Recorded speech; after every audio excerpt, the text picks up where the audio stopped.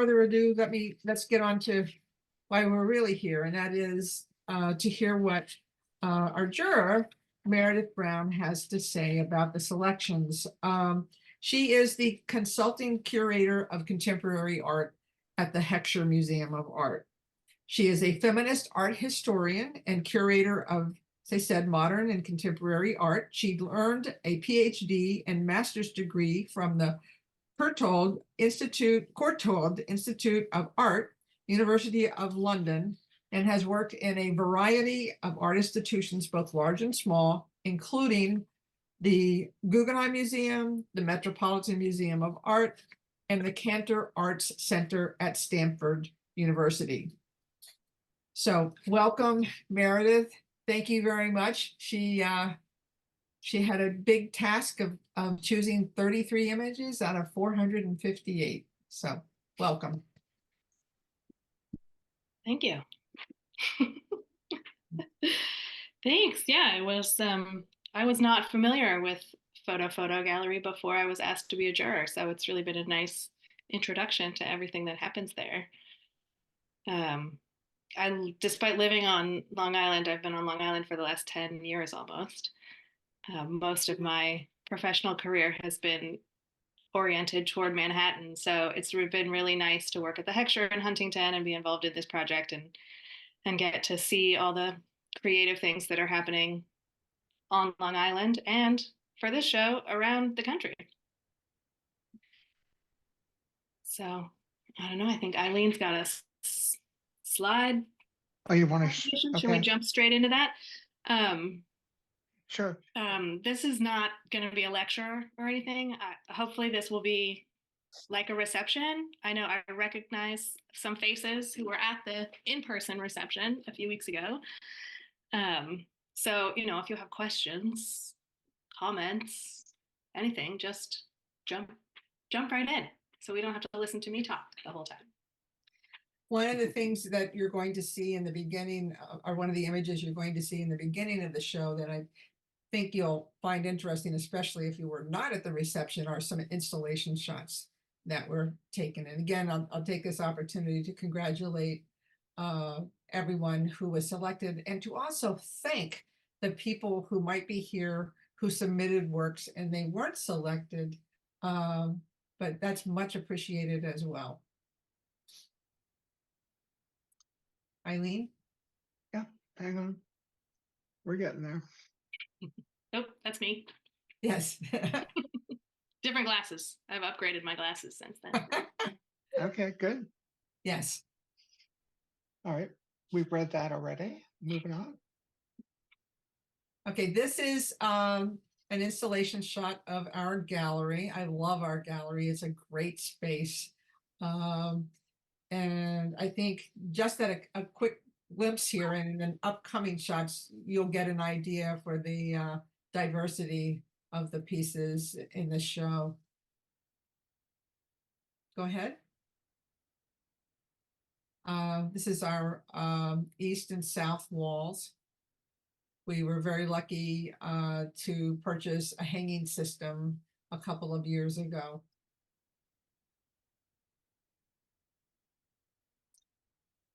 Again, this is the west wall, and you'll see that there is a flyer here for raffle tickets, and I just want to speak to that very quickly for a moment. One of our members, photographers, is excellent at helping to raise money for our gallery, and this was an event that took place during the reception.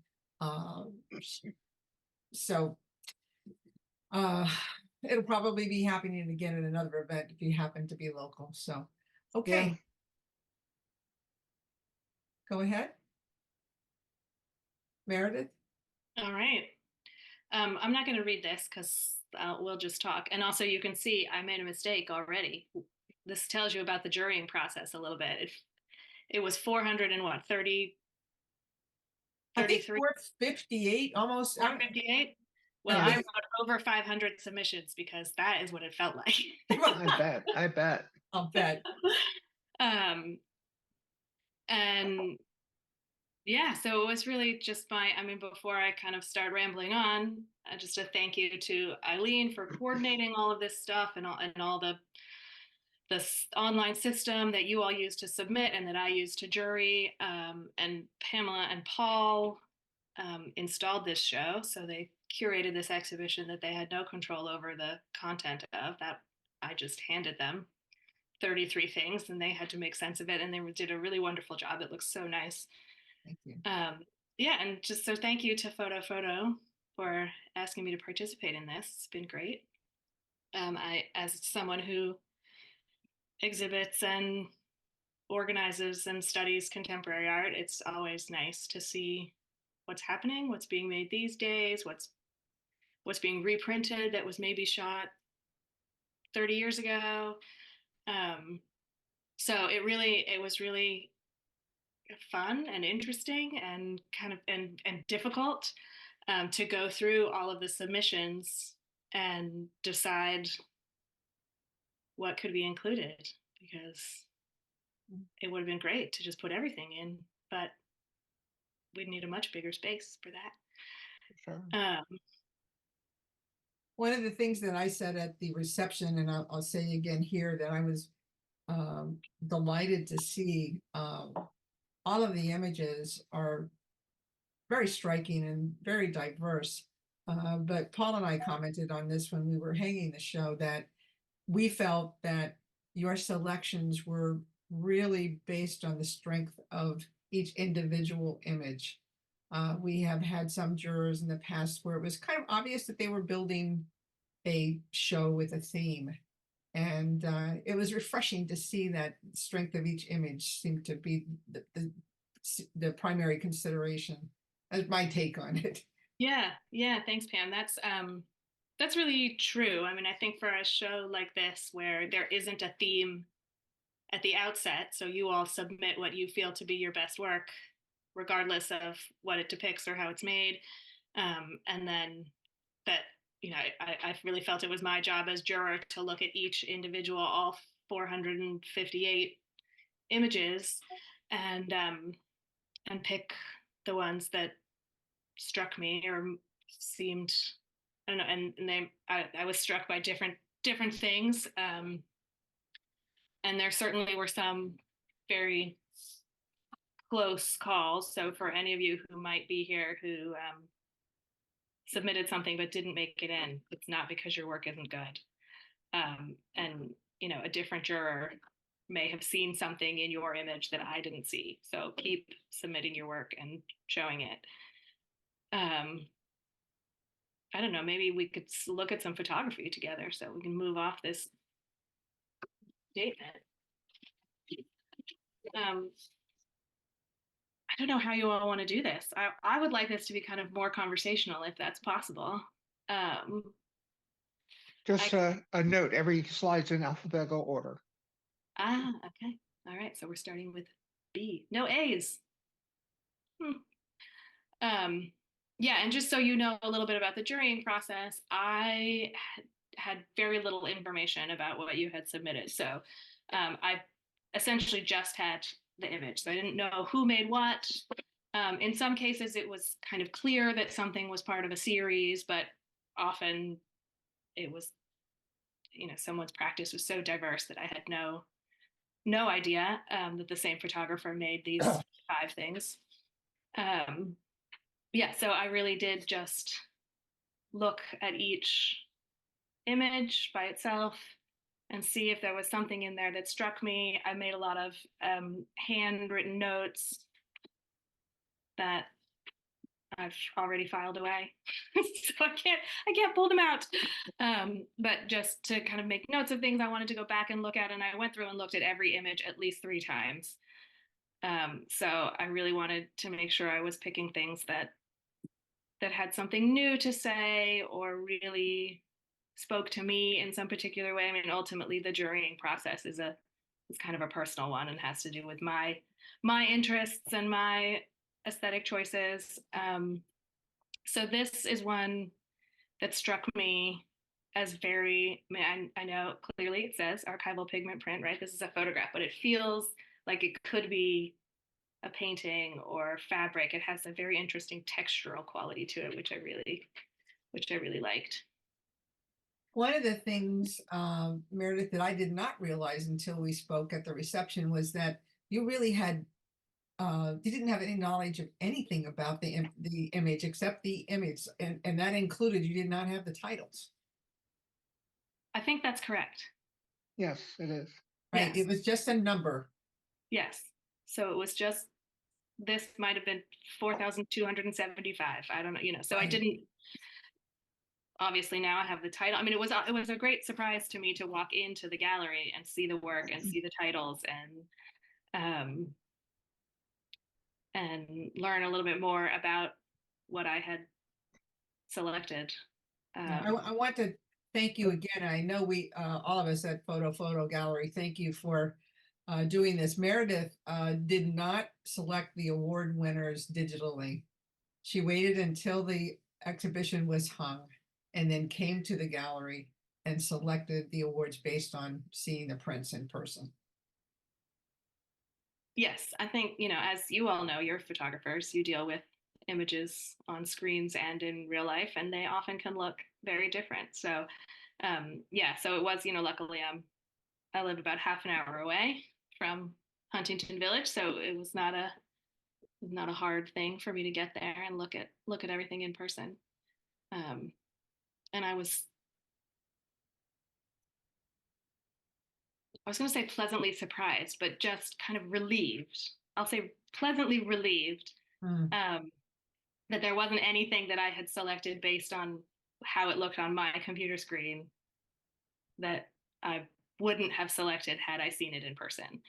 And I think that really speaks to the strength of these images and their composition and your work as editors and evaluators of your own work. So this is. I want to encourage those of you who are here, whether this is your image or not, kind of think of this as a salon as well, that if there's something that speaks to you or an observation you'd like to make, as Meredith said before, she welcomes a dialogue. So don't hold back. And just so you all know, I am not a photographer besides like just what I do with this thing. So so I would love to learn about what you all see in these images, and how you make and hone your craft. So that means somebody has to jump in here and tell me what they think about Greenwich Village abstract. Who will be the brave soul? Well, it almost looks like you could fall down in the picture. It almost makes you like wondering what's going to happen when you get to the top. Yeah, it's got very strong graphic lines drawing you in. Mm-hmm. For me, I like the way the focal point can shift depending on where you're looking and what you're noticing as far as the shadows, whether it goes in or out, or it kind of has an Escher-like quality to it. Yeah, there is almost like an op art thing going on here. It is sort of difficult to tell even what those are. Are they steps? Is it the side of a building? Yeah, so I think that's what's good about photography. It has to be based in reality to some degree, but in this case, it's hard to tell. Yeah. I think we can keep going.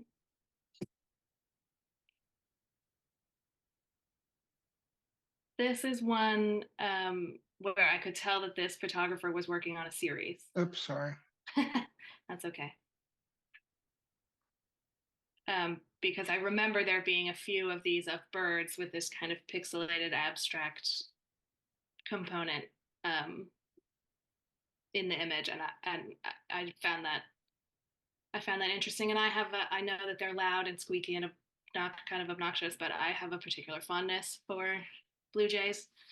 So this one kind of pulled at my personal interest in birds. What I like about this one, and I haven't seen it before, but it reminds me a lot of my friend George Perez's work. And he's got a MFA in photography. We did our MFAs together, but because he's from the Southwest, he was increasingly drawn toward tiles and thinking about the relationship between photography and tiles. And I don't know what, again, because it's the first time I'm seeing it, I'm not sure what the artist is doing here, but just because of the origin of in Texas, I wonder if there's a this kind of Southwestern Mexican tile influence happening in this picture. It's really interesting to me. For me, it's almost as if there's two representations of this scene, the realistic one and then the abstract one. Both, full, same colors, but a very different interpretation. I like what you pointed out about the significance of the tiles. Mm-hmm. Yeah, and that just made me think that, one of the ways that the casual person, the regular Jaybird interacts with photography these days is through the grid, right? Through this kind of grid of images on people's Instagram pages, on there, whatever. So that portion on the left kind of echoes that in an interesting way. Next.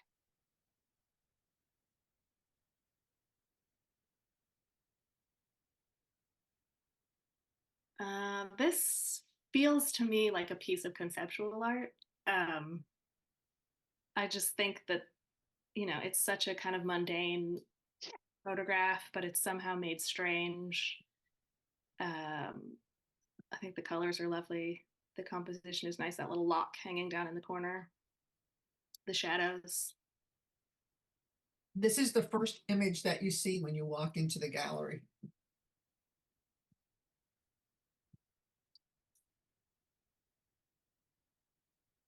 And I did not know that Tyler Brumfield was from Oregon, but my family is all in Oregon, so that makes me like this even. When we're hanging a show, and Paul, feel free to jump in here. When we hang the show in the gallery, we select 4 locations first. One is the first piece you're going to see when you walk in. One is what you see from the street in the back 2 walls, and the other one is the last image that you see by the window. So just I'm curious to hear from anybody who'd like to chime in here. Why do you think we picked this image first to put first?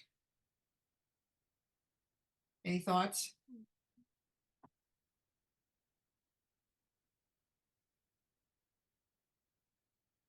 Just makes you wonder. As soon as you look at it, just makes you wonder about things.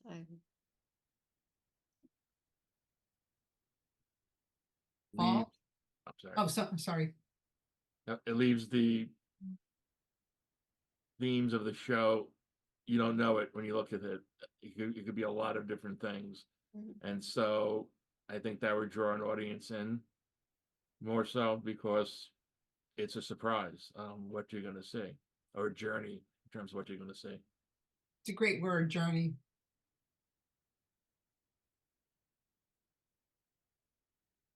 Moving on.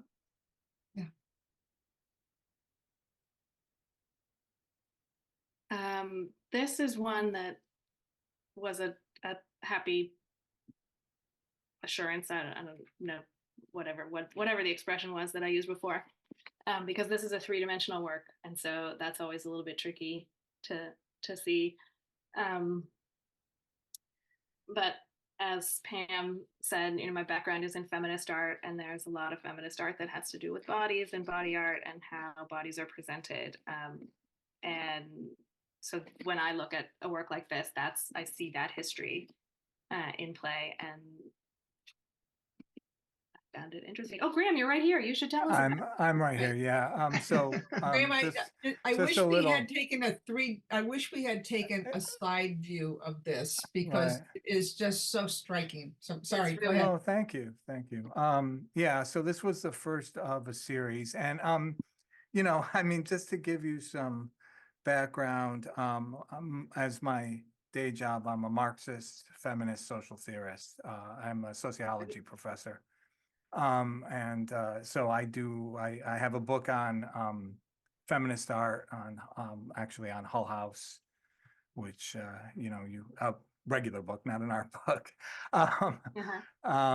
And so that is what I'm thinking about. My work is not so much directly engaged with immediate political issues as it is with the politics of discourse. And so the entire series is a commentary on representations. And I just put a artist statement up that really says this, on representations of women. And so so it's kind of surprising to me, and I'm a bit taken aback that you got what you got from it, and I'm very pleased about that. I will also say that doing pieces for wall display is also not my central practice. My central practice is I'm making a multi-volume book called Necessity and Time, which is an image photo book, a combination of poetry, image, and social theory. And you can, if you all want to, you can find it on my website. But I want to increasingly engage in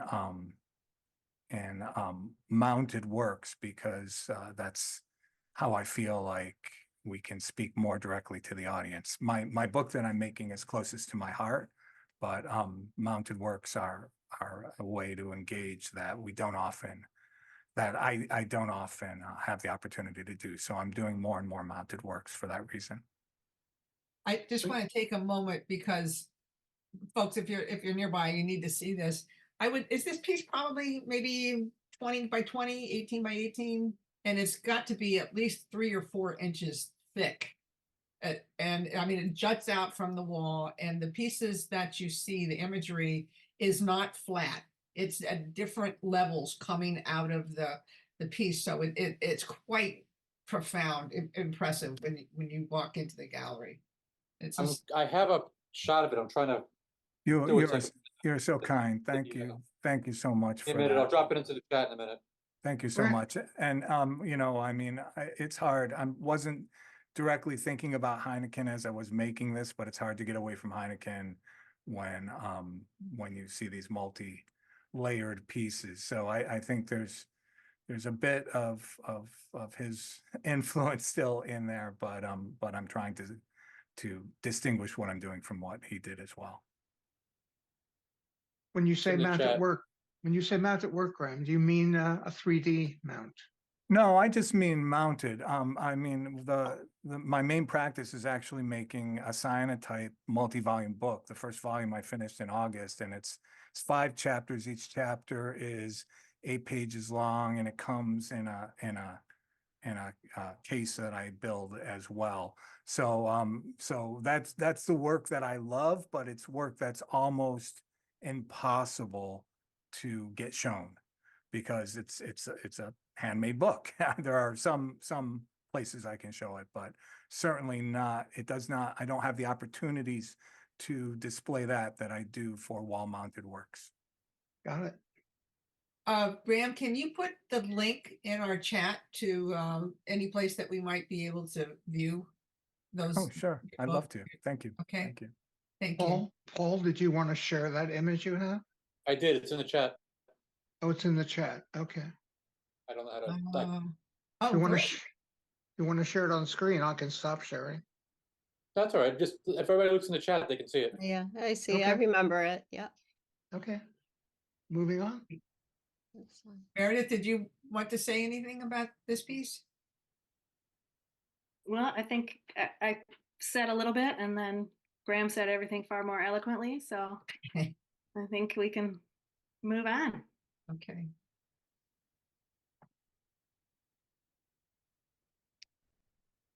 Marisa Campbell. Larissa.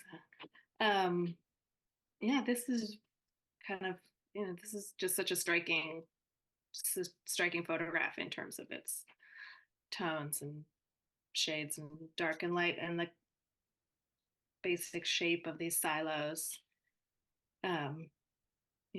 There's a long history of photography like this, and I think this one is really very nicely done. It's classic and it immediately you're immediately drawn to the image when you walk into the gallery.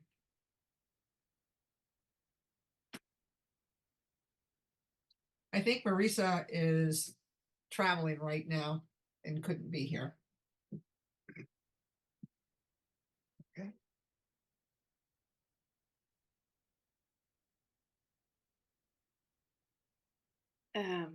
This is another, this is kind of an interesting, it looks to be digitally manipulated or something in some way, but it's what I learned at the reception talking to the photographer is that it's actually it's the reflection through a window.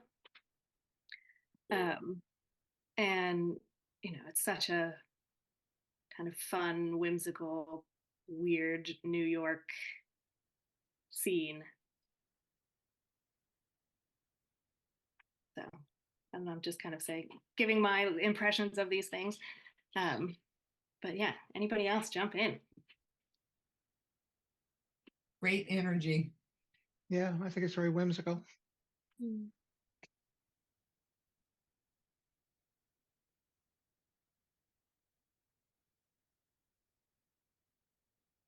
This image sparked a lot of conversation.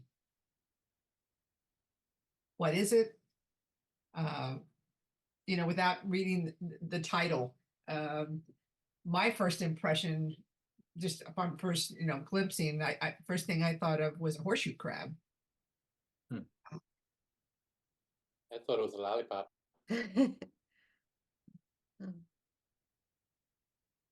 Yeah, when I saw it, not knowing the title, I thought it was a lollipop, and it looks like a party. Great minds think alike. For sure.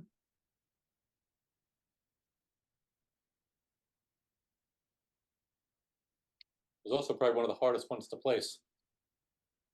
I bet. Yeah. Yeah, this is look at another Texas. Another one of these kind of beautifully abstract, real images, right? This That's very cool. sort of natural scene. It's just very striking. A stunning image. It looks Very like an etching. That's right.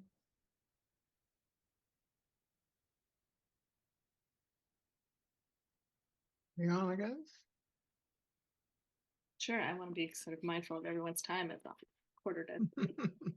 Oh, this is speaking of whimsical. This is another one that it just, as I was going through all the images over and over again, every time I got to the little turtle in the salad, it just kind of made everything a little lighter. And that poor turtle in for something. Oh, I'm in a meeting, kiddo. Wrong place, wrong time. I'm so glad you put that in the show because it is so funny. As soon as the image came up, I laughed. And no, it's really, there's so much self-seriousness among we artists that it's really nice to see this. No, this is too loud. Yeah.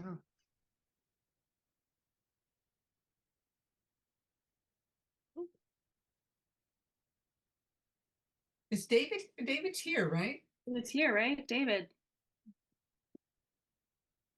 I see bet his you are. picture. David. There we go. There we go. I think I'm here. Hold on. Yeah, here I am. Great. Yeah, so this was taken in Alaska. I love these are called sky pools and land pools. This is a pure sky pool because it's reflecting the colors and the clouds in the sky. And so I love to photograph as the water, is rippling by the wind. It's constantly changing design. So every shot you get is like, that's the once in a lifetime. You'll never see that pattern again. So it's kind of capturing a unique point in time, and I just love the patterns that you get with this stuff. So this is something I just love doing, and every chance I get, I do it. So I was on a boat in Alaska, and I just was looking down and photographing the water as it was reflecting the sky. Very cool. Beautiful. Yeah, it's very nicely. This particular set of patterns, I mean, as you said, it's changes every second, right? But the way you've selected this water puzzle is really, really very beautiful. And again, it's something that could be a painting, or, I mean, it's got a kind of a silky quality. It's very lovely. Thank you. It's not, I do have it on metal, but I did submit it on paper. How do you do that? How do I do what? How do you do this design? I can't figure it out. Okay, so if next time you go to a lake or any body of water, as the wind is blowing, as you get the water's rippling. If you look at the water, if the light is right, it'll reflect either the sky or the sky and the land. Sometimes you can combine reflections from land and sky, get all kinds of different colors. So if you watch it, you'll start seeing all these patterns just constantly turning. Now, are you And- looking straight down when you do these shots, or are well, you on an angle? In this particular case, I was looking straight down. Sometimes I have to do it on an angle, and in that case, your depth of field is limited because you're not parallel with the plane. But next time you go to a lake and you got clouds in the sky and the wind is blowing, just look at the water, and you That's can very spend hours doing this, and it's just David, what is the largest prints that you've made with this particular subject? 24 by 36. I have it on Ah. metal. Okay. It's really, really impressive. I really like this piece, David. Thank you. Yeah, very nice. It's really cool. You get lost in it. Yeah, right? Thank you, David. Thank you. Hmm. You can tell maybe I have a little bit of a predilection for images of images and reflections and things. And what struck me most about this photograph is the reflection in his sunglasses. I mean, of course, the whole image is pretty interesting. You can imagine a good solid story that goes with this. I just think of this particular character has been captured in a way that I found captivating. I love the way the space is broken up, the composition. And a pretty shallow depth of field. Yeah.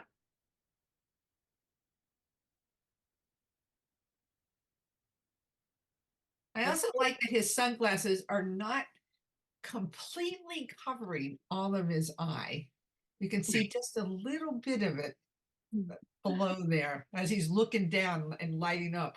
Yeah, you can see the corner of the eye. Yep. You like how beaten up the helmet is. I never realized that. Yeah. All the scratches and stuff. Makes you wonder how many times this guy's fallen down. Yeah, there's a lot of I think he's texture. a bike rider. There's a lot of texture in this image. I'm assuming it's a motorcyclist, so all the scratches on the helmet make you wonder. I don't know. It looks like a bike helmet.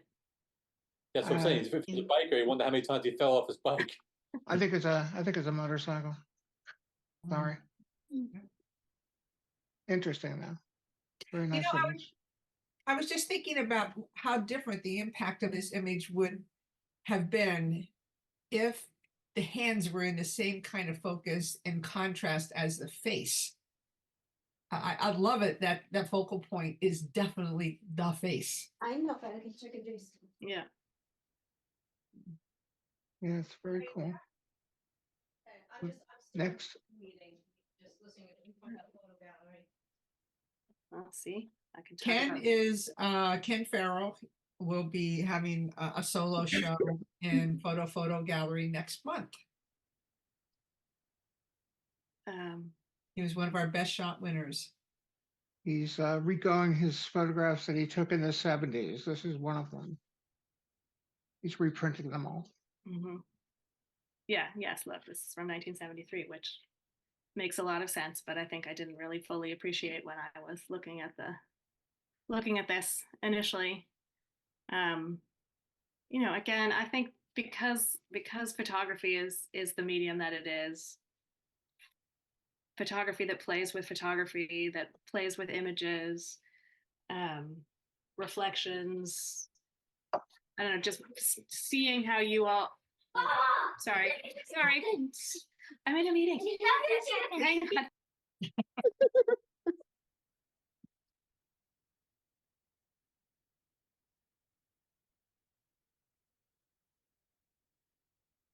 As Meredith was saying before, or maybe Eileen, Ken has been unearthing, I mean, literally thousands of images from the vault. And he's been, if you'd like to see more of his work, he's been posting it on both Instagram and his Facebook page. And they're really impressive. I mean, it takes you right back to the 70s if you're old enough to remember that. And what's his last name? Because it's covered on my screen. Kenneth. Farrell, Farrell. Okay.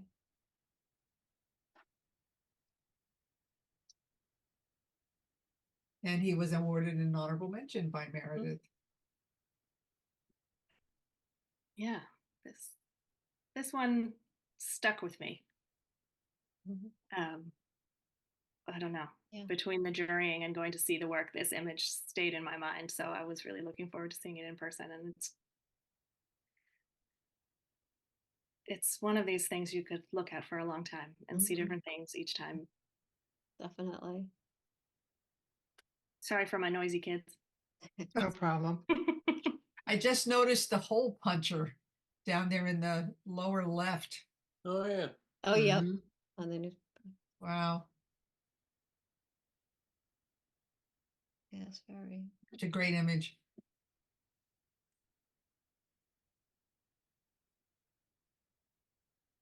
Okay.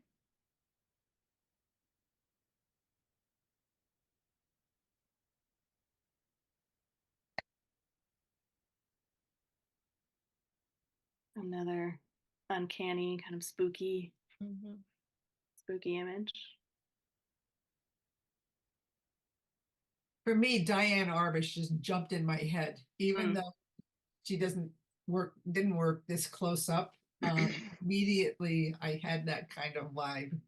Anyone else have strong reactions to this image? Well, it's almost like it's two faces, but Yeah. obviously the same, just distorted on one side. Yeah.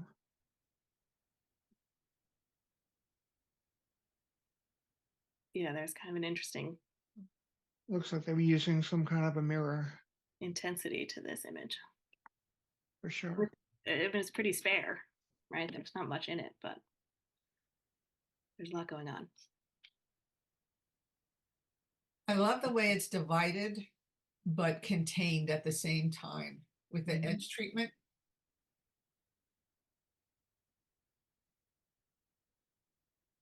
It's a haunting image for sure.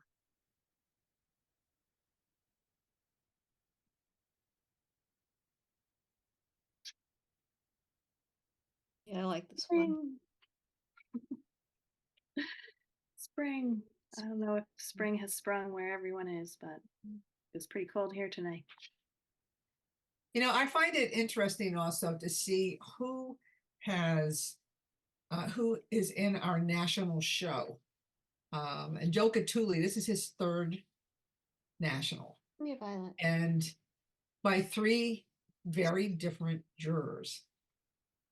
So it's interesting to look at the images and try to figure out what there is that spoke to a particular juror.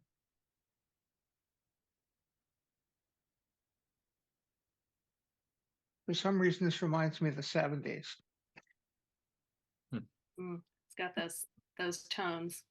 No, it reminds me of the 70s because I was doing a lot of darkroom work and trying to get dust and off the negative before I printed. I thought you were going to say you were doing a lot of drugs. That too.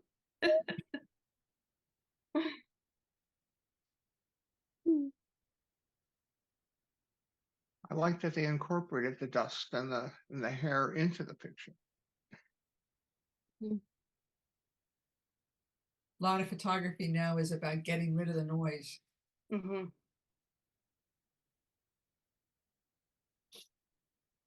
Yeah, it's nice. It does. It has a kind of an older quality to it. I kind of Yeah, it miss has a now. little bit of a grunge effect. I like it.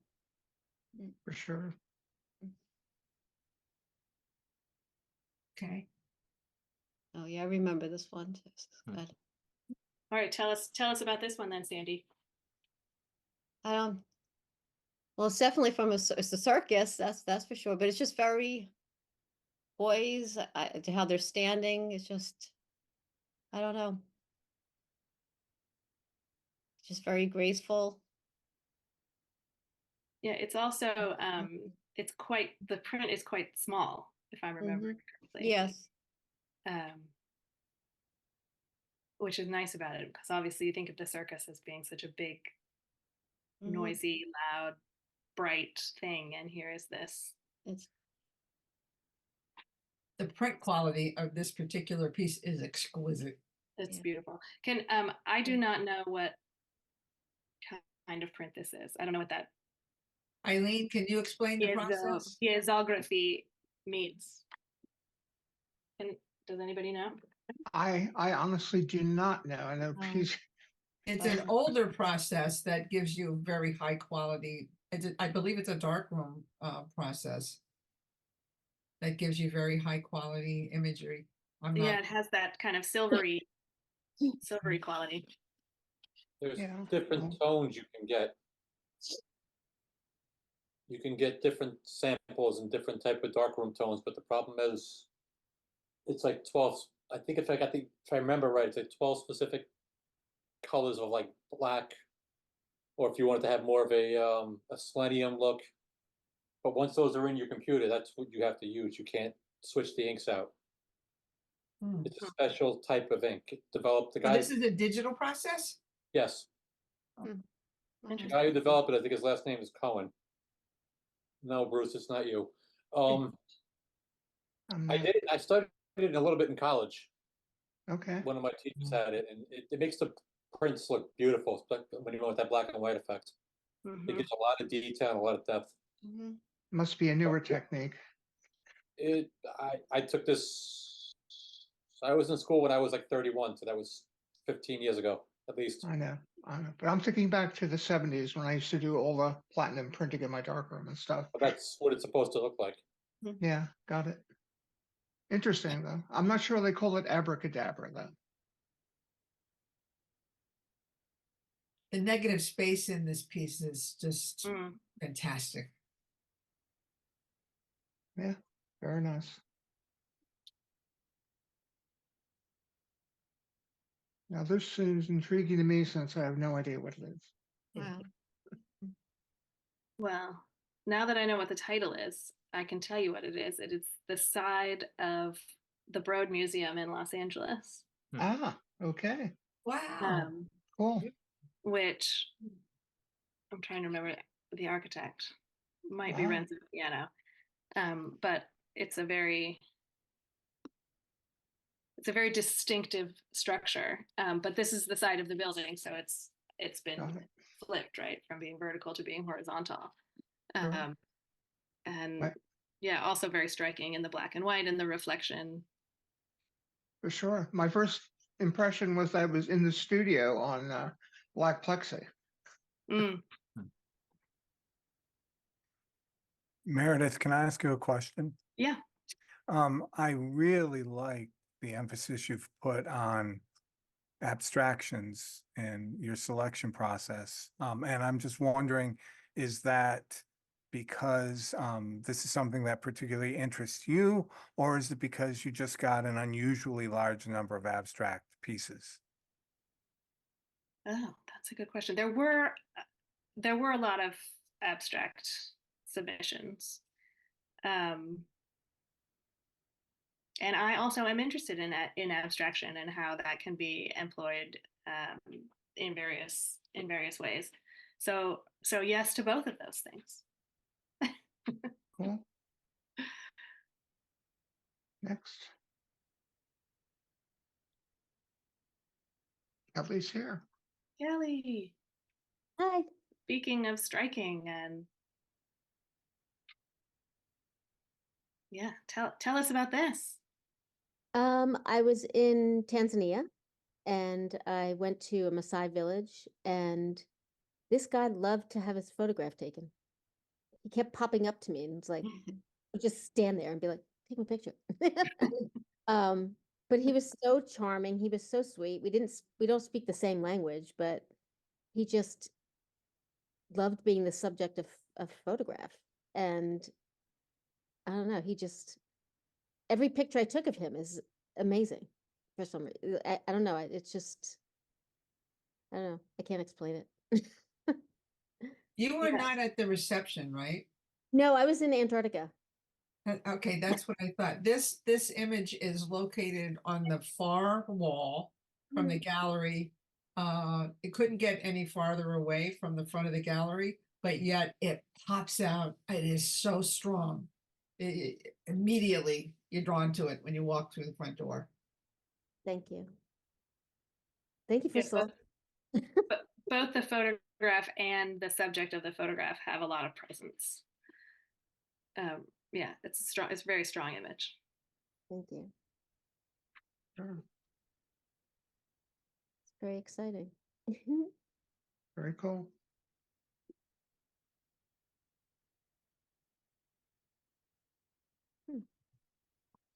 I wonder what the significance is of the marks on the newspaper.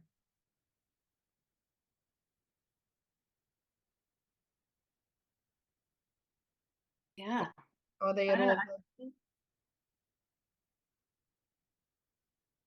Go ahead, Bobby. Were you saying something? I was just gonna say, are they at all legible? You know, on my screen here, I can't pick it up. Yeah, I can see some numbers, but Yeah, I see the numbers. It says it's Japanese newspaper, so I don't read Japanese, but I assume that there are Japanese characters on there somewhere. I don't know. One of the things that I've been thinking about a lot is for various reasons, but partly having to do with a project that I've been working on about environmentalism and climate change and artistic responses to such things. So I've been thinking a lot about the ways that the natural world and the human-built world collide and grow and die together. And this image captures that in a really interesting way, I think.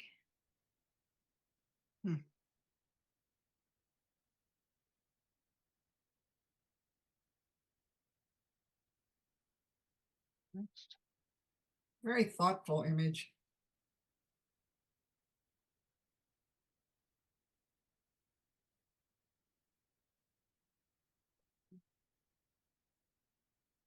So sad. Kathleen Holloway.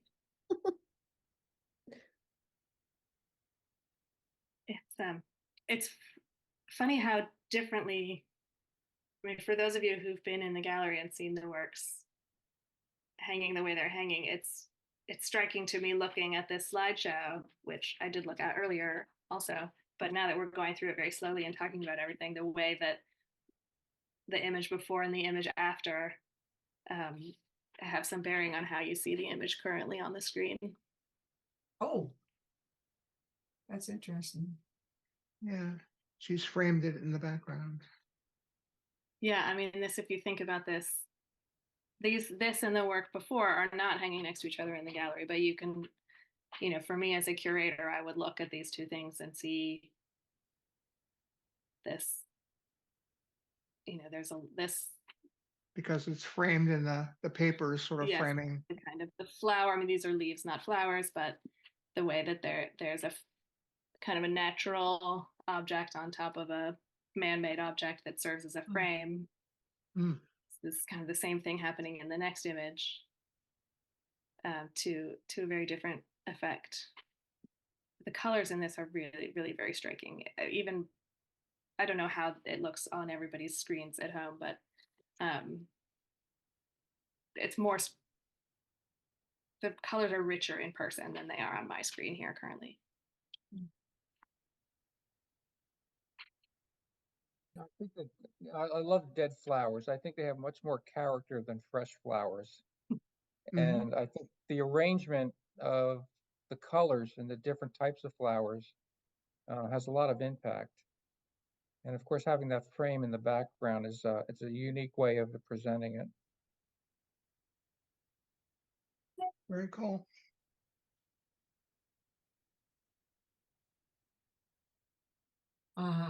Michael Coro is the other Best Shot winner, who is going to have a solo exhibition at our gallery next month. And he also hand mixes paper, and he also makes books. Yeah, this is another one, kind of like yours, Graham, that looks very different in person. The texture of the paper is really very beautiful, and plays nicely with the image on the paper. I mean, I'm just seeing the digital image, but as soon as it came up, I knew there was something special about that paper. And that's one of the really interesting things about, to my mind, about cyanotype, even more than other alternative processes, is that different papers really make the cyanotypes look different. So I think this is an absolutely gorgeous image. It is. I agree. Certainly. So if you want to see more of Michael's work, come to our reception on Saturday, April 6th.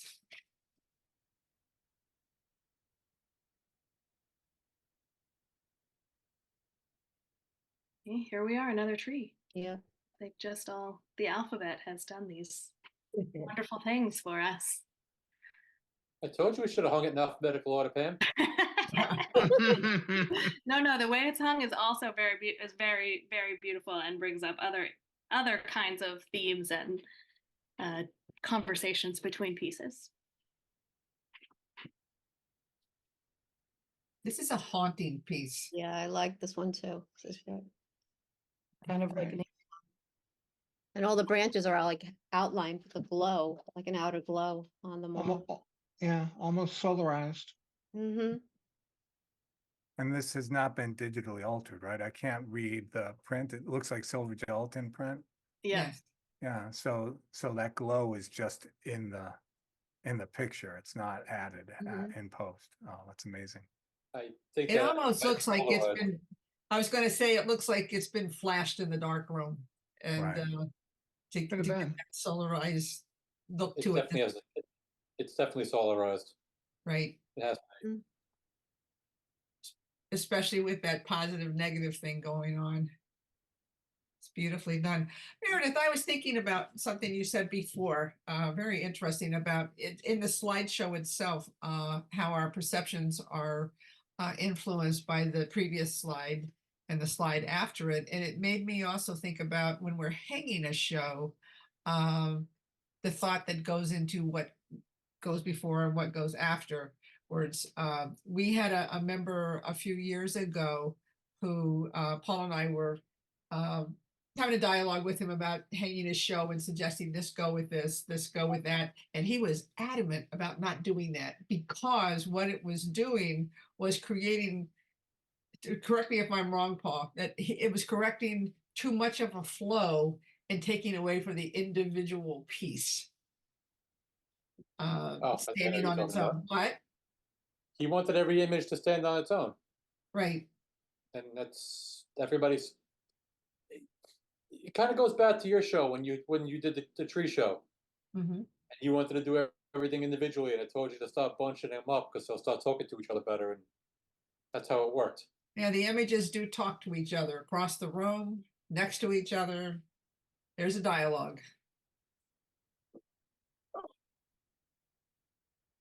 The other thing, I'm kind of putting you on the spot here, Meredith, but I think the fact that your background is not in photography, I think speaks to that good art, no matter what the medium is not based on the medium. That your selections weren't made because of a photographic process. Right. Am I Right. Yeah. being I mean, Am I I being have too vague? no, I know what you mean. I mean, I have a very kind of basic understanding of how different types of photographs are made. But for instance, when you all were talking about that last image being solarized in the darkroom, like I have no concept of what that means. I can see the result in the image, but I wouldn't have looked at that image and seen that process.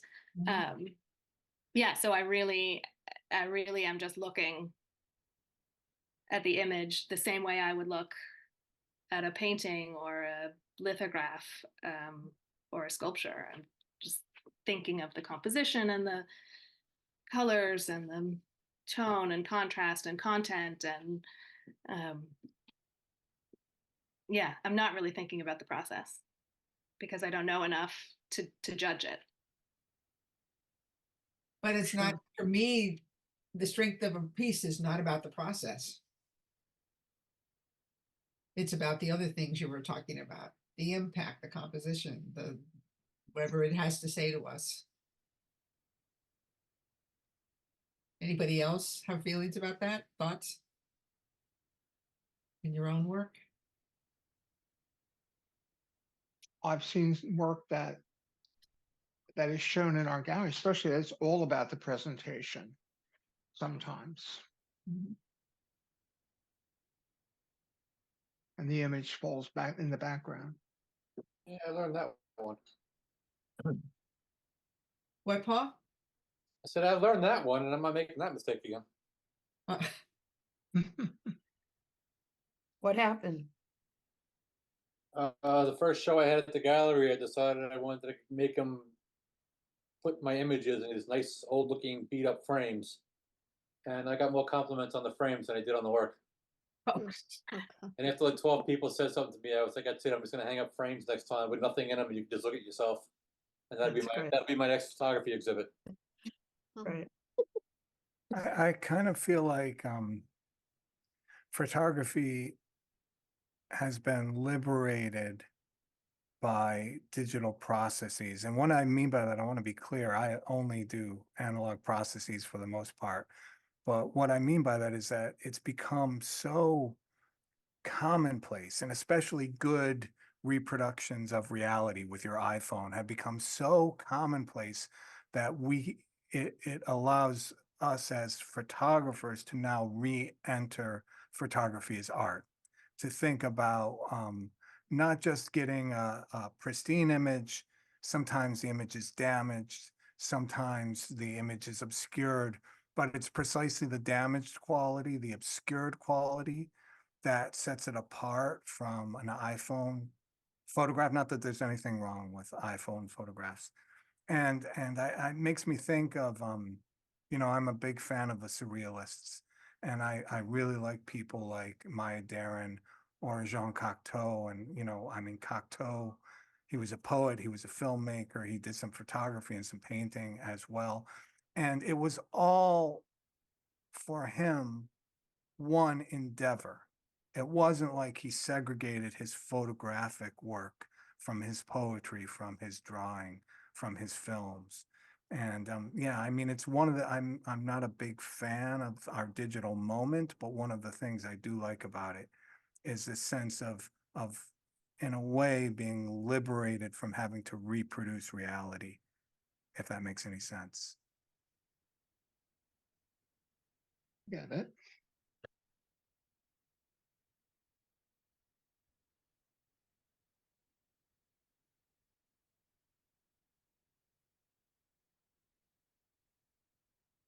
John is a former member of Fotofoto Gallery and a documentary filmmaker as well.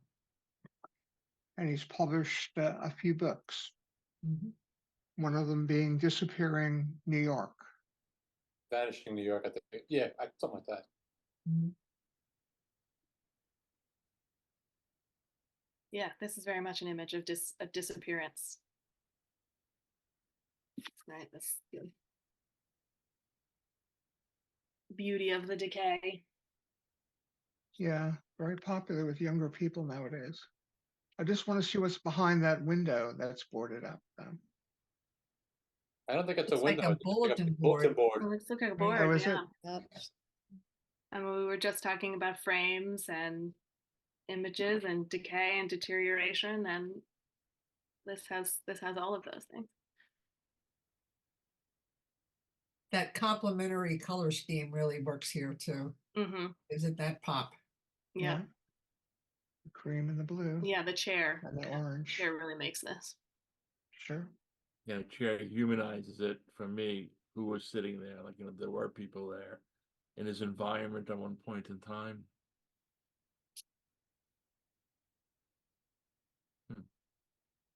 Very cool.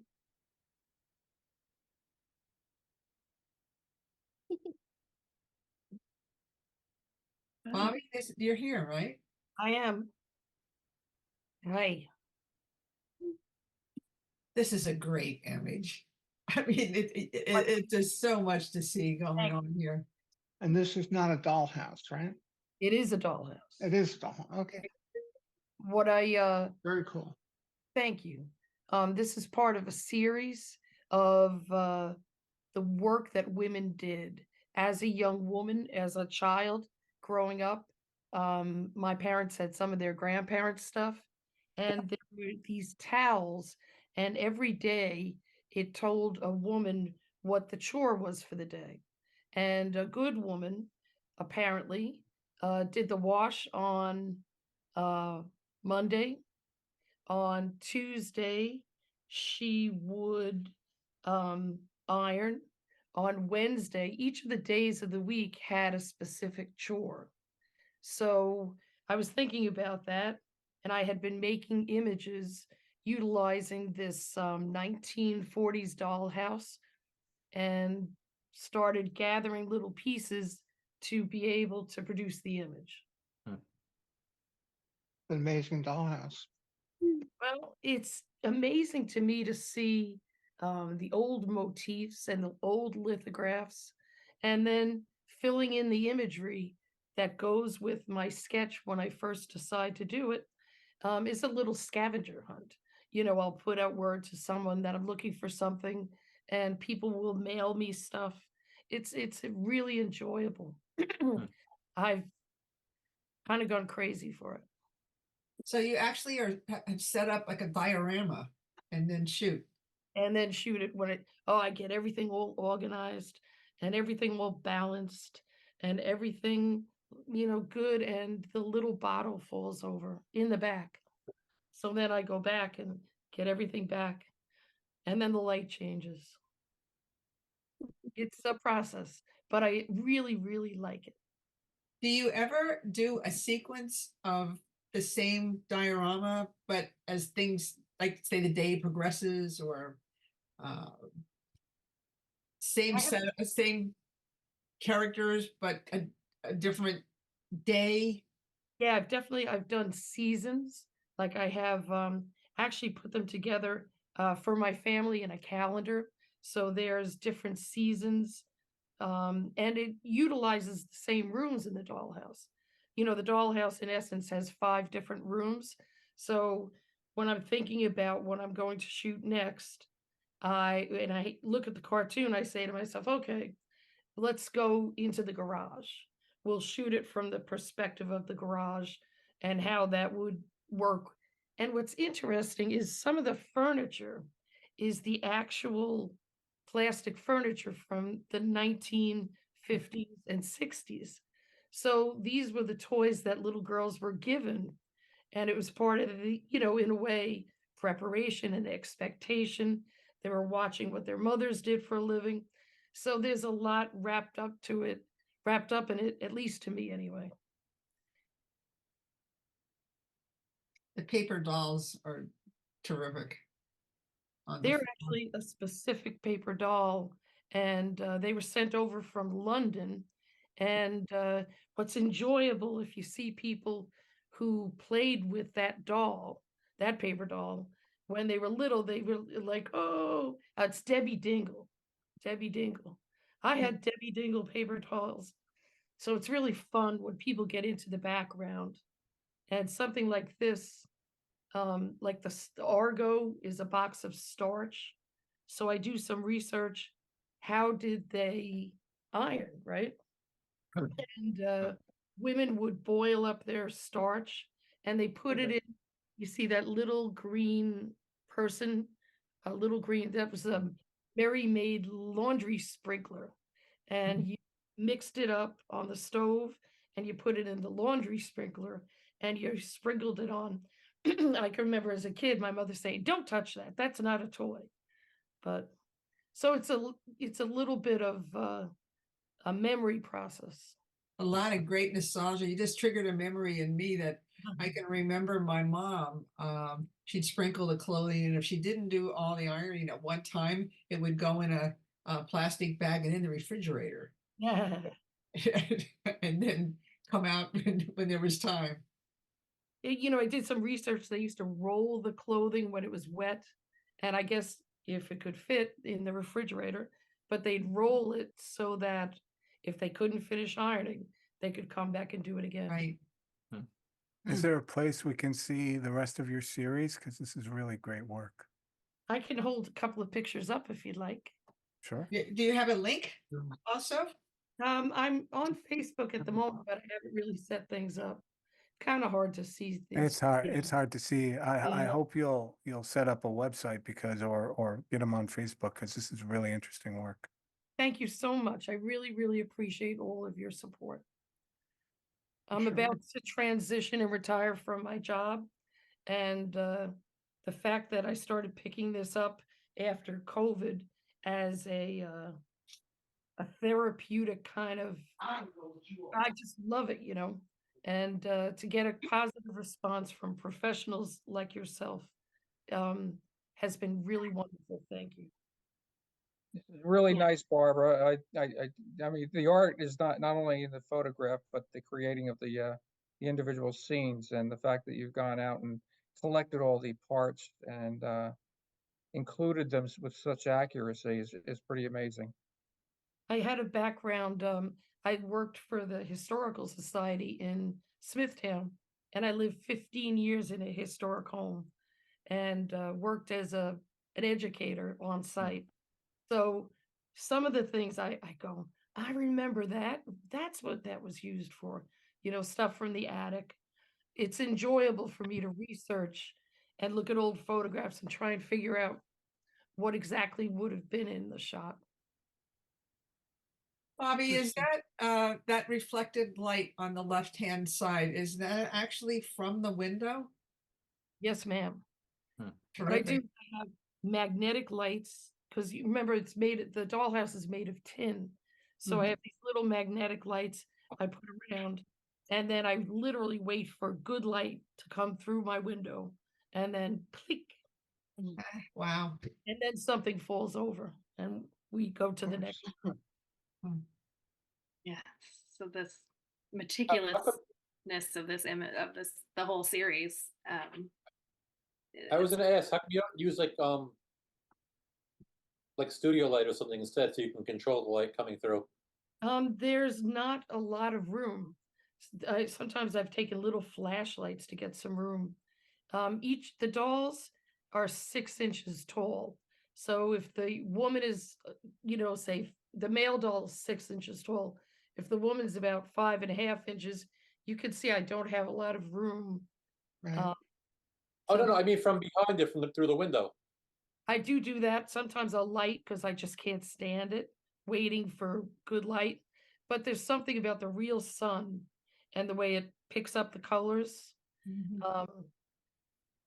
Just and it changes over time. As it moves around the room, the front lights up, it's just part of my process, I guess. But you're right. I do have one light that I use sometimes, but it's very, it doesn't change as much. Bobby, I have a request or more of an invitation for you because you are local. Paul runs a salon once a month Great. at Fotofoto Gallery. It is the second Monday of each month, and members and non-members come to the gallery 7 o'clock and bring either their works on a stick, works prints, laptop, whatever. We would love for you to come and bring some more of these to share. I have quite a few. I really started printing them about 2 years ago, a year and a half ago, and I have many images. Yeah, please be sure and put your email address in the chat so Paul can add it to the salon in case you're interested. It's there. Thank you. It's Ludwig Co. You'll see it. Thank you all for your time. Yep, great. Thank you for your art, Bobby. It's great. Thank you.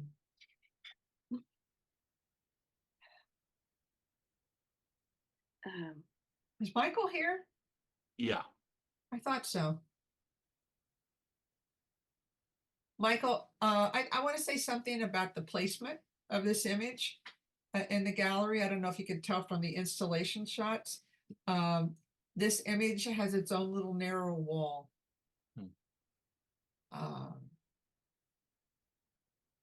It's Yeah, very sure.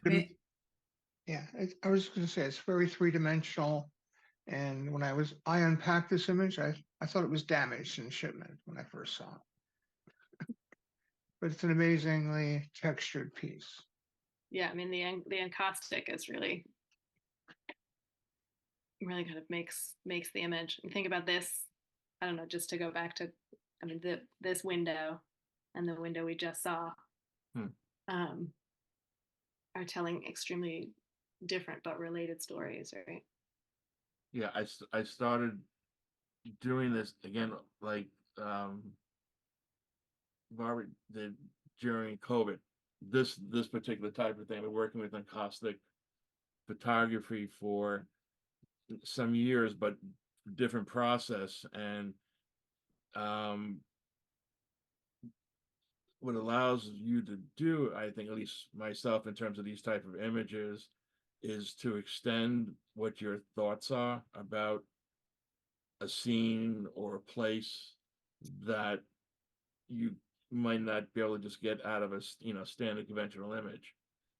And it's weird that I did I said recently had a show with just photo encaustic images. I never had one like that, because some of these images are based on standard digital photos.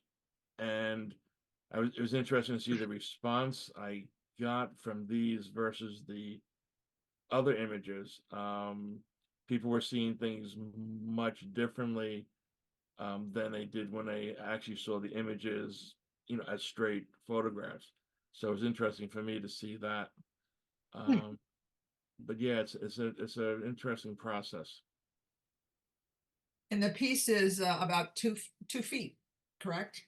Right. Yeah, it's on a 2-foot board. You can transfer the photograph to, is actually a wooden board, different ways. I chose the simple way by gluing it onto the board, and then it'll also allow you to manipulate the actual paper, as opposed to if you did a photo transfer on it, you don't have that capability to do so. It's a very three-dimensional piece. The texture of it. Yeah. So Michael, is it the pigment from the inkjet print that is combined with the wax to make the encaustic? Yeah, the photograph was glued on. Then I started adding the encaustic wax to it, then started to manipulate it. And what's great about the wax is it freezes things, it locks things in, so you can create a tear, and the wax basically holds it there, frozen in times in one sense. And then you can add textures to it, that, again, depending upon what the image is, you can add a whole bunch of different types of textures to give it more of a three-dimensional feel It's as very well. cool. No, this is very unique. I like this. Thank you. Very. Thank you. I dropped a photo of it from the gallery in the chat. So if you click on it, it should get bigger. I'm sorry, I didn't hear. This- I dropped a I dropped a copy of the photo in Yeah. the chat from the Mhm. gallery. Oh, thank you. If you Oh, click yeah, on it, there- it should yeah. get bigger. You can get an idea of what it looks like. Thank you. Did I disappear Yeah. from the screen because suddenly I lost everybody? We see you. We see you. Okay, Michael, this is like an art. As someone who's taught undergraduates art history, this is like an art history professor's dream work, because it's such a compelling and interesting way to talk about the long history of art, because photography is this Right. medium, and encaustic, was used by Romans, ancient Mhm. Romans, and it's just this like really great way to talk about technologies and art practices over millennia. Yeah. And that's one of the cool things that, yeah, you're combining something that's thousands of years old with, Excuse me. archival digital printing. So, yeah. Great. Where do you do all this? Do you do this in your home, or you have a place you go? Home in a sunroom in the summertime. Well, it can't be too hot or too cold, and Mhm. because you need to have air flow going through, because Mhm. it could harm you, I guess. Yeah. So, certain times of the years, and actually, with climate change, I was able to extend this into November, which I've never been able to do before, Mm. because it's warm enough still to be able to do it. Houses. This piece really makes me wish I lived close to the gallery so I could see it in person. It's really, I mean, it's impressive how I imagine it, but I'd really like to see it up close. And the other thing that I really like about this is, I mean, we haven't talked about the theme of the piece, and I think it's really capturing Auschwitz in a way that I haven't seen captured before. And it says something very, very powerful about its topic. Thank you. Agree. Next.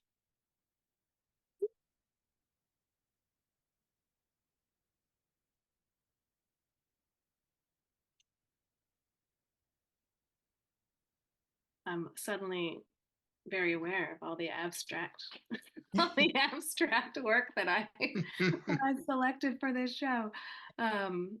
This is a pretty large photograph,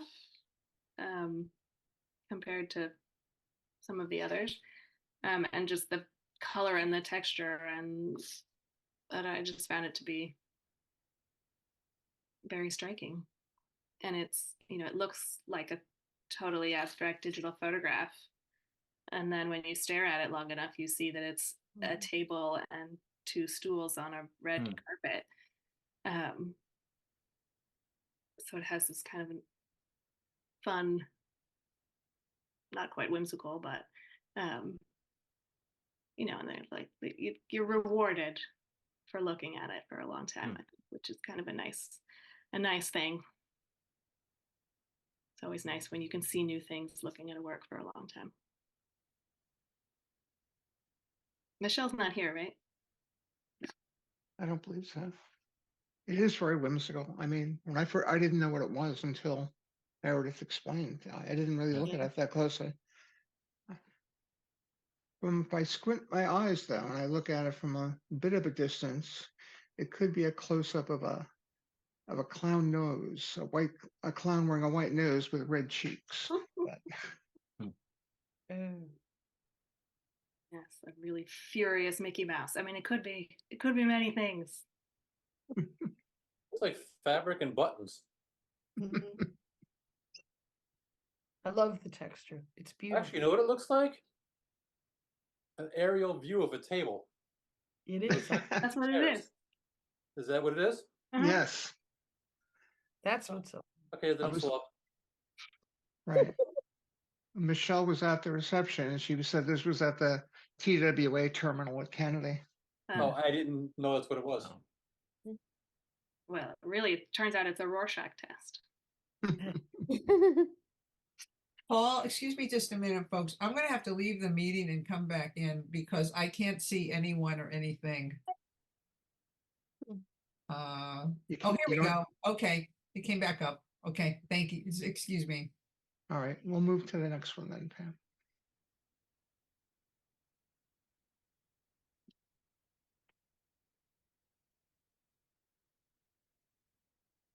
But- This to me is it looks like synesthesia to me. It just looks like sound as color as shape. Well, it definitely I looks don't like an audio waveform moving across. Sure. Mhm. Yeah, it Almost looks like the sound, like it's music with the sound, or a speaker box with the lines. Or a rug or a textile pattern. I don't know. There's just one of the things that I like, that I'm interested in about abstract art, is how much the viewer can project onto the work, what that says both about the work and the viewer, and how those projections can change over time. So this is a nice work for that. Interesting indeed. Another abstract. That's great.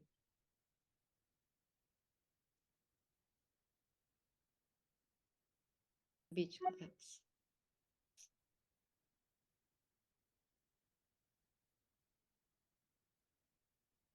Another Yeah, cool. kind of abstract work. Mhm.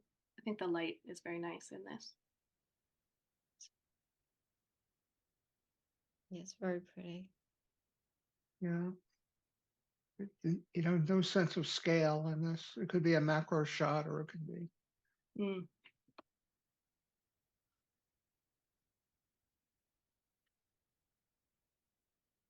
It definitely stopped me in the gallery. I walked up to it and I went, that's beautiful. And then I started walking away and I went, that's glass. Oh, right. Okay. Then I ended up back again to take another look. It's beautiful. It is. And the lighting's perfect too. I think it's just gorgeous. Looks like a dog in the lower left-hand corner. Hmm. Kind of a bulldog looking up. Oh, yeah, I see it. I see it. But the eye has like the little eye in the corner. Yep, too. yep. I see it. Yep.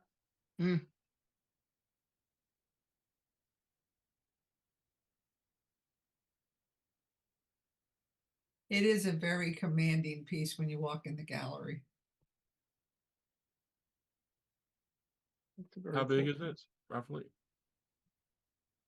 It's Uh, not- let's see. It's not small. Yeah, it's maybe 20 by 20. It is.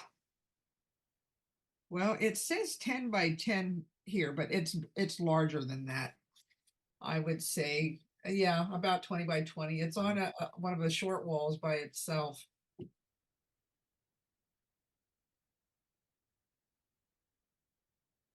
Well, if it actually is 10 by 10, then the fact that we all think of it as 20 by 20 tells you something about For Yes. sure, for sure. about the image. Very cool image.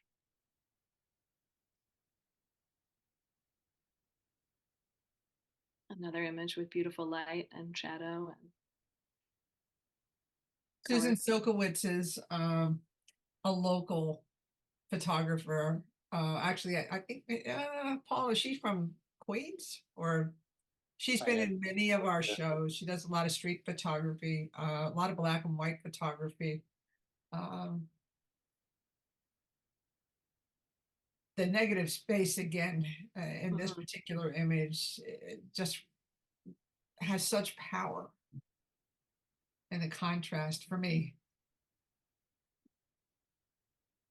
And for me, what makes the image is that woman with the broom, her shadow For sure. falling down to the lower right. Yeah. And then I see the two flags separated on one side and the other. Just says conflict to me for some reason.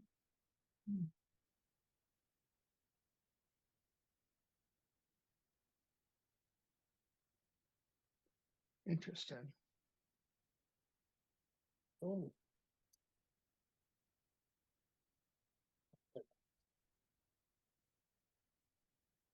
When you viewed this image, Meredith, could you read the text? I think yes, I could. I could. Right. It was bigger on my screen than Uh, than it appears now. I'm Um, really interested to hear your thoughts about this image. Yeah, I could also tell um, the way that the system worked. I could type in the number of the photographer. I don't know who the photographer was, but I could type in the number of the photographer and get all the images that the photographer had submitted.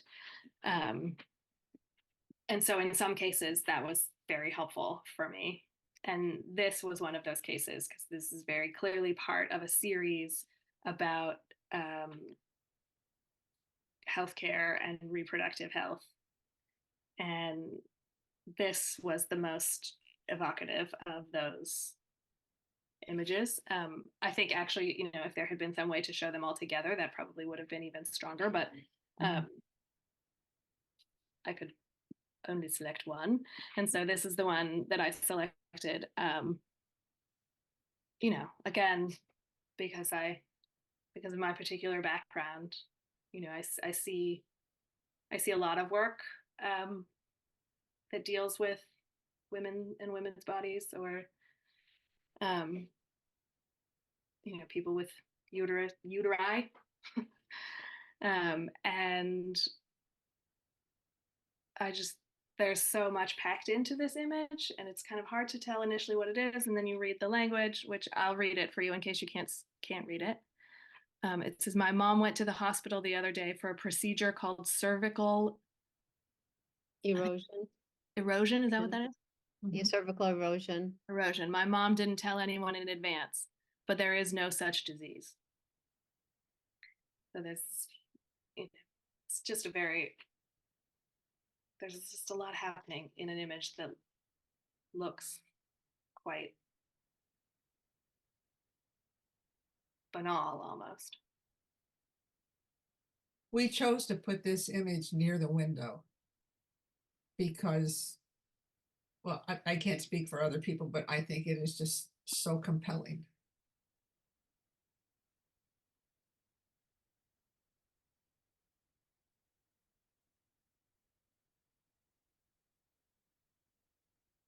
Very interesting. Sure.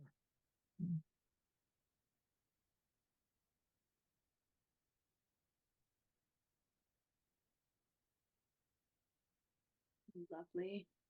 I won't even attempt to pronounce the name.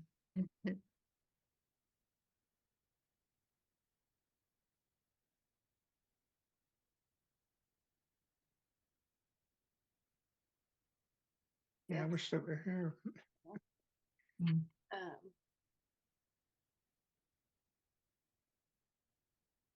Yeah, just the shadows are nice. This is a very, well, yeah, especially Well, compared to with our photograph seen just before. This is very kind of calm. Sure. The colors are very complementary. The shadows of the leaf this is a pool, so I assume the leaf is on top of the water and the shadow of it above it is coming in from the sun.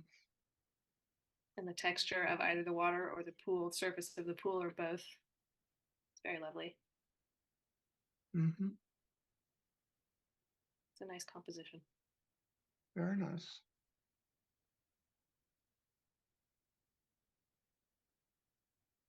Alphabetical order, and we're getting very abstract images. Colored, very bold colors. Yeah, the colors are very striking in this.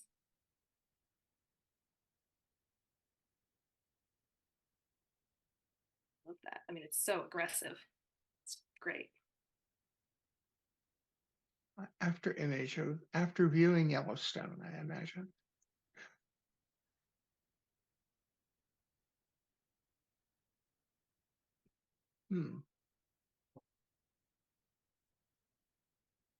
Lines on the bottom almost look like a ghost.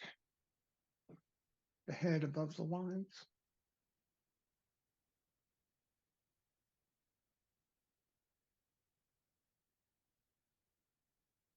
A lot of tension in this piece. Mm.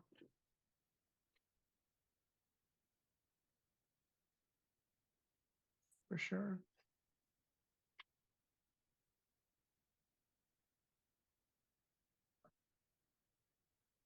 Emily's here, I believe.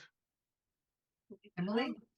To our first place winner. Congratulations, Emily. Marie, can you tell us about your photograph? Thank you.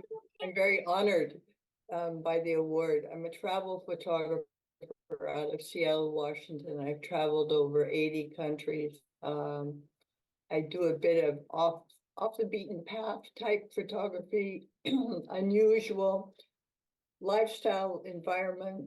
I like to tell a story. And I went to Chernobyl and it was overwhelming. It was just otherworldly experience.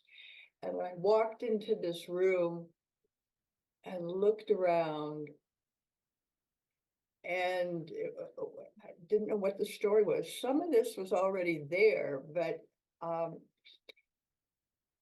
it was a children's dormitory by a daycare center. The little sinks in the back were where the kids washed their hands. There were toys around. And then the floor was full of gas masks. Luckily, I hadn't seen the documentary on Chernobyl before I went there.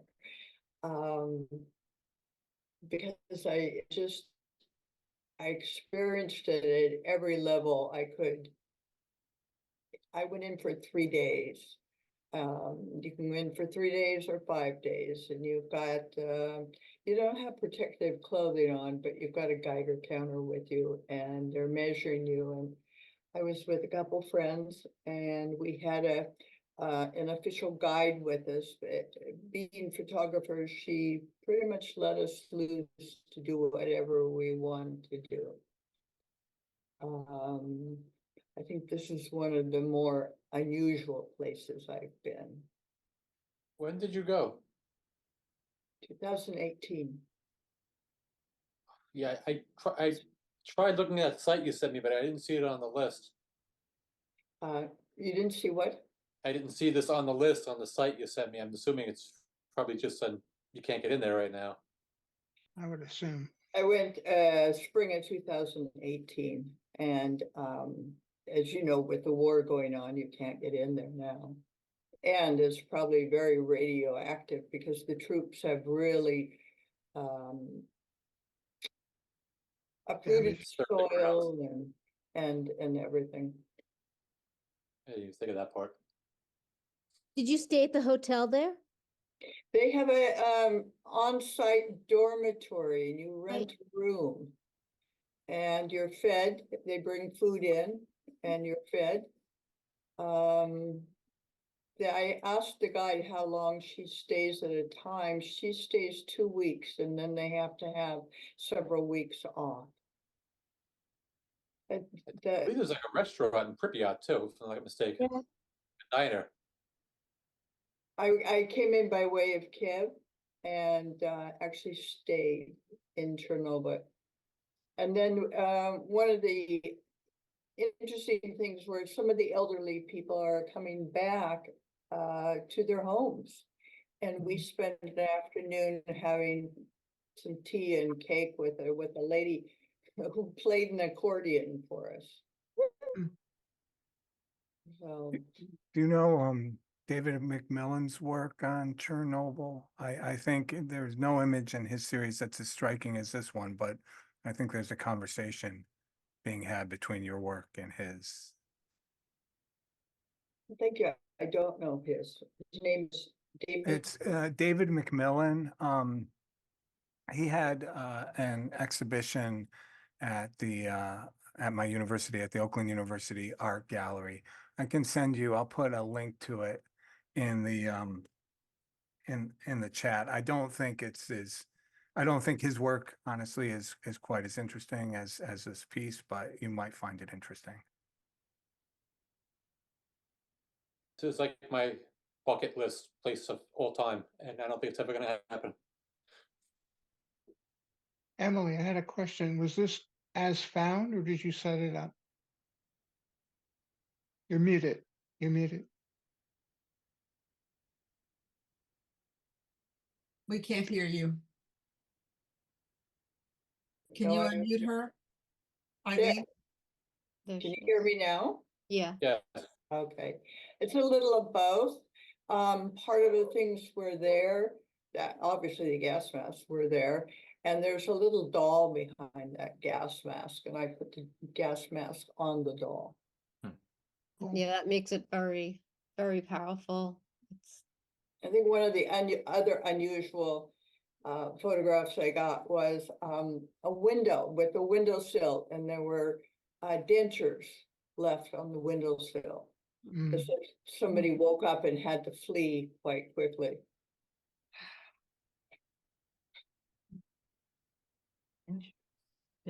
this was printed on metal, right? Yes. Yes. And I was just regularly printing my items, but I took a look at some of the things and how the metal really it gives depth, and I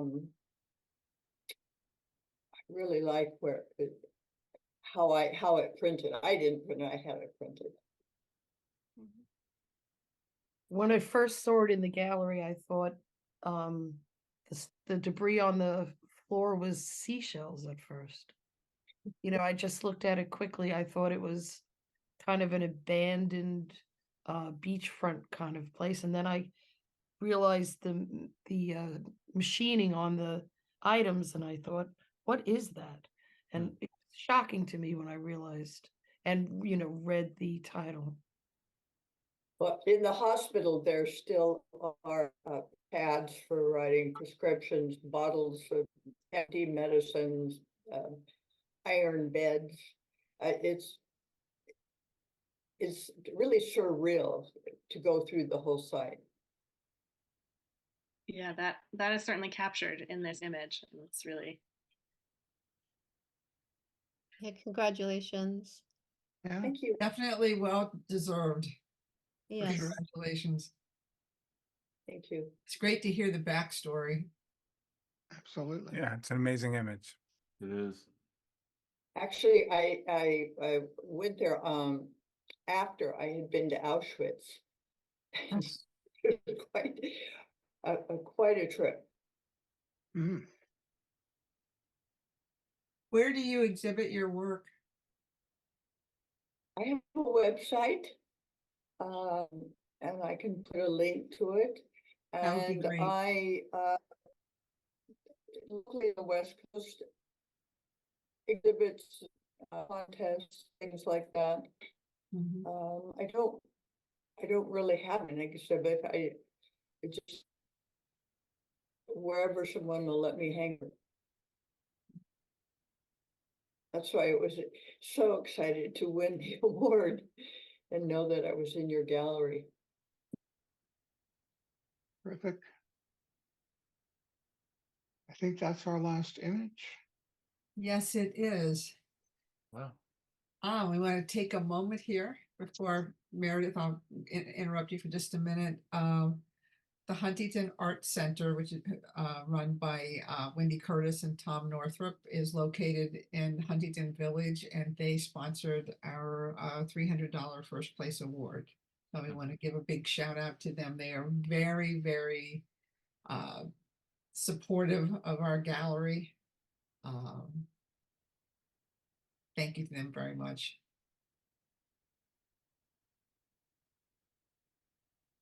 Meredith, did you want to, before I go into my poster thing, did you want to wrap up with any comments? Well, I just want to repeat my thanks for your work, all of your work, and also for this discussion. It's always nice to talk to artists about their work and to talk with artists about other artists' work.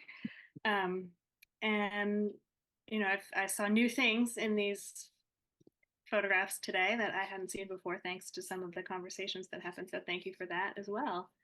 And it was really my great pleasure to look at your work and to learn from you all. So thank you. Thank you very, very much, Meredith. I will tell you that there have been many people who have come into the gallery that have said that this is one of our strongest shows. So I'm very pleased with your selections. Absolutely. Great job. They're very strong works. So it was not really all that difficult. So folks, as you can see, there are two posters. Thank you, Paul, for creating these. We have the all invited poster and then the one with the winners. And these are available as a fundraiser for our gallery. We are a not-for-profit, and all of our dues go towards our rent and utilities and so forth. So if you are interested in purchasing one of these, Paul, help me out here again. I don't remember the cost of the posters. Paul is the one who prints these posters and mails them out. Actually, Eileen, do you have the link with the price on it? I don't remember what they are. I can post the link in the chat once I stop sharing. They're Okay. $30. They're $30 each. And they're Okay. beautifully printed on Canson paper. What size are they printed, Paul? 13 by 19. Right. And if you want them shipped, they were $10. And if you are local, you can could certainly order one and pick it up at the gallery. Our gallery is open on Thursdays from 12:30 to 4, and on Friday, Saturday, and Sunday from 11 a.m. until 6 p.m. As I said, the National Photography Competition is going to be closing on Saturday, March 30th. So please, if you get a chance, come by and see the show. And I want to say something in particular, though. I am so impressed and pleased with the dialogues that happened today during this Zoom reception. It's exceptional. I think that's what it's all about. And thank you all for sharing your comments about both your work and other people's works. Yeah, And- you learn from it too. That's why I'm trying to this is very cool. Just watching everything and learning. So, you. And thank you for such an honor. What I do? okay, Eileen, Paul, Meredith, anyone have any other comments to share? Still here, but I think I hit the I wrong button. just want to say that I've been exposed to work I normally don't see in my circle of photography friends. So it's been amazing to see the creativity and the vision that some of you have, and all of the work has been impressive. And congratulations to Emily for some pretty amazing travel and photograph. Mhm.